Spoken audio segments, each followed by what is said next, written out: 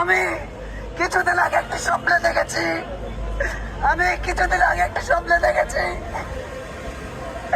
আল্লামা মুফতি আমিরে আল্লামা দিলওয়ার হোসেন সাঈদী সাহেব সংসদ ভবনের সামনে কালেমার পতাকা নিয়ে উড়াচ্ছে।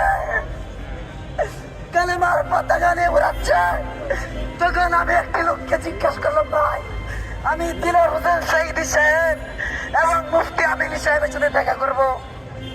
একটি লোক সে আমাকে বাধা দিল, বললে না, এখন আপনারা সংসদে আসতে পারেন নাই, আর মাত্র কিছুদিন বাকি। আমি দুইটি চোখের পানি ফেলে বললাম, এ ভাই আমাকে একটু দেখা করার জন্য সুযোগ দেন, আমি দিলওয়ার হোসেন সাঈদী সাহেবের সাথে দেখা করবো। দিলওয়ার হোসেন সাঈদী সাহেবের সাথে আমি হাত মেলাবো,